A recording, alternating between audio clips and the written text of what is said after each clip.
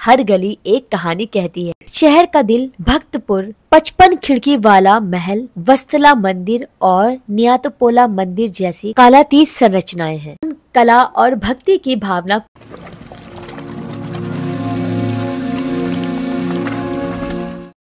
दोस्तों, भक्तपुर काठमांडू से 14 किलोमीटर की दूरी पर है और यहाँ आने के लिए आपको कार या बाइक आसानी से मिल जाती है। सो फाइनली अब बात करते हैं एंट्री फीस की। इंडियन के लिए एंट्री फीस 500 रूपए है नेपाली रुपीज में और नेपाली के लिए बिल्कुल फ्री है। भक्तपुर में न्यातपोला मंदिर सबसे अट्रैक्टिव एशियन टेम्पल है। तो चलिए शुरू करते हैं भक्तपुर के दर्शन।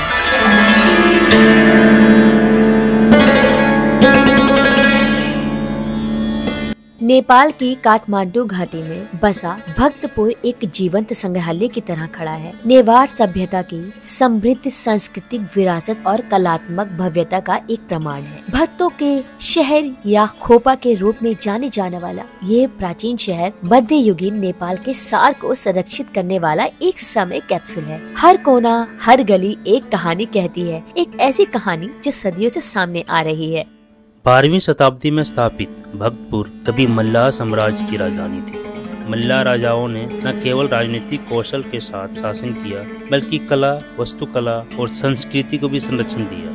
उनकी विरासत सावधानी पूर्वक संरक्षित इमारतों और स्मारकों में दिखाई देती है।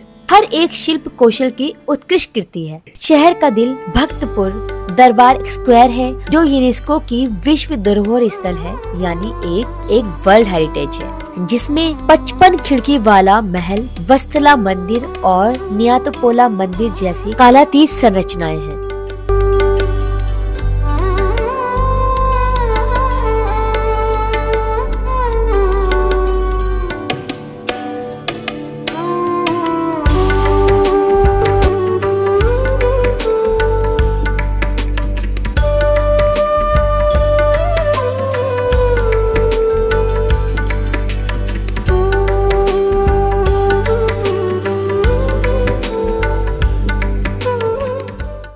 दोस्तों, भक्तपुर स्क्वायर दरबार देखने के बाद मैं और भुवन जी चल दिए न्यातपोला टेम्पल देखने के लिए, जो सबसे अट्रैक्टिव है भक्तपुर में।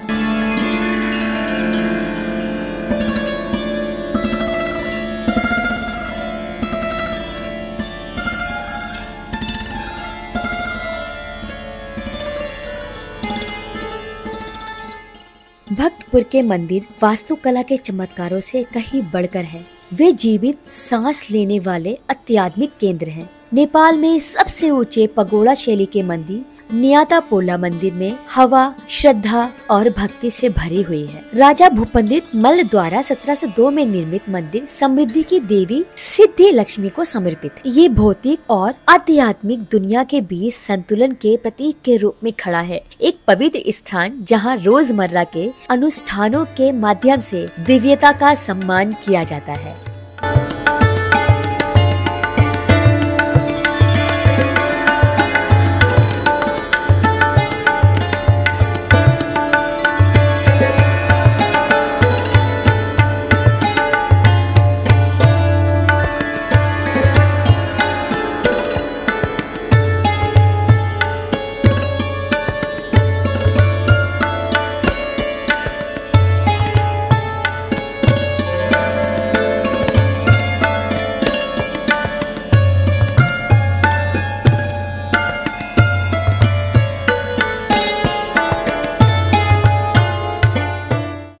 सिर्फ अपने मंदिरों और महलों से कहीं बढ़कर है। ये कुशल कारीगरों और शिल्पकारों का समुदाय है, जो सदियों पुरानी परंपराओं को जीवित रखते हैं। मिट्टी के बर्तन, लकड़ी की नक्काशी और बुनाई कई शिल्पों में से है, जो पीढ़ी दर पीढ़ी आगे बढ़ते रहते हैं। पोट्री स्क्वायर अपने चरखे और धूप में सूखती मिट्टी की कृतियों के साथ आधुनिक समय में परंपरा कैसे पनपती है, इसका एक आदर्श उदाहरण है। भक्तपुर के लोग लचीलापन, कला और भक्ति की भावना को मूर्त रूप देते हैं।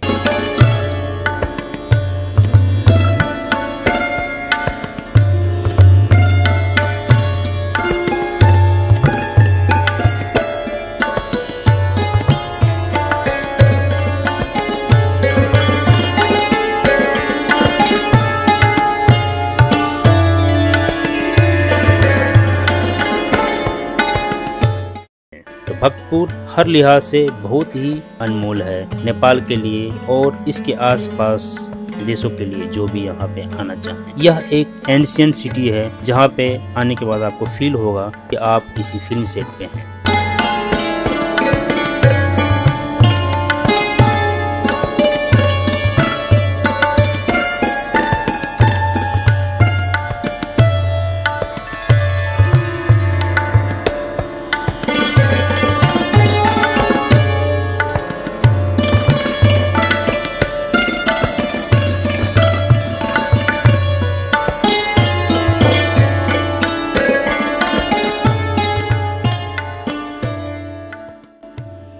भक्तपुर की कोई भी यात्रा इसके अनोखे व्यंजनों का आनंद लिए बिना पूरी नहीं होती। ये शहर जुजू दही या किंग कर्ड के लिए फेमस है, जो एक मीठा और मलाईदार दही है जो नेवारी पवित्र परंपरा का प्रतीक बन गया है। जुजू दही के अलावा स्थानीय भोजनालय पारंपरिक नेवारी दावतें परोसते हैं जो इतिहास और संस्कृति के मिश्रण से भरपूर है। काठमांडू के आसपास रहने वाले लोगों को नेवारी कहा जाता है और जो यहाँ के मूल निवासी हैं वो नेवारी हैं। नेवारी लोगों के खान पान में भैंसे के मांस सबसे ज्यादा प्रचलित है। भक्तपुर में भोजन सिर्फ पोषण नहीं है, ये एक सांस्कृतिक अनुभव है।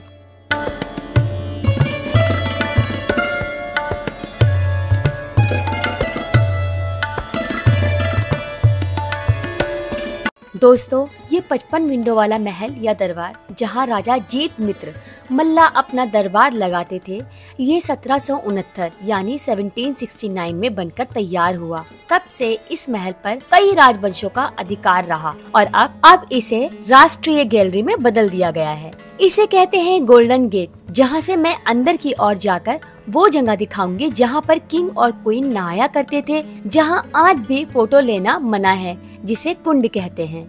यहाँ के मंदिरों में सिर्फ और सिर्फ हिंदू ही प्रवेश कर सकते हैं, इसलिए मैं इससे ज्यादा आगे का आपको कुछ नहीं दिखा पाऊंगी। ये दरवाजे कई 100 साल से यूं ही मजबूती के साथ खड़े हैं और ये जगह दिया जलाने के लिए दी गई है। लकड़ी पर नक्काशी देखकर आप अंदाजा लगा सकते हैं कि भक्तपुर में कितने निपुण कलाकार रहते होंगे। दरवाजों पर कलाकृतियाँ नेपाली और हिंदुस्तानी कल्चर का एक पुराना रिवाज है जो यहाँ भी देखने को मिलता है। दोस्तों, यही वो जगह है जहाँ पे शाही स्नान हुआ करता था, आज वीराना पड़ा हुआ है। भक्तपुर की खूबसूरती अतीत को संरक्षित करने और वर्तमान के साथ तालमेल बिठाने की इसकी क्षमता में निहित है। 2015 के विनाशकारी भूकंप के बाद शहर का अधिकांश हिस्सा क्षतिग्रस्त हो गया था, लेकिन स्थानीय और अंतर्राष्ट्रीय प्रयासों की बदौलत जीर्णोद्धार जारी है। भक्तपुर की भावना मजबूत बनी हुई है। स्थानीय लोग और कारीगर मिलकर काम कर रहे हैं ताकि ये सुनिश्चित किया जा सके कि शहर की अमूल्य विरासत भविष्य की पीढ़ियों के लिए सुरक्षित रहे।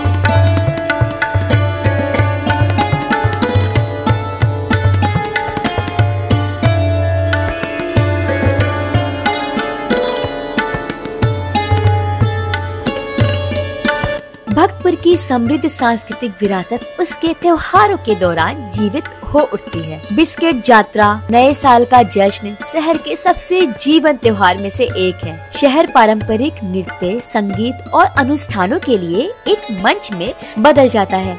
ये उत्सव समुदाय को एक साथ बांधते हैं, अतीत को वर्तमान के साथ हर्षोल्लास के साथ जोड़ते हैं।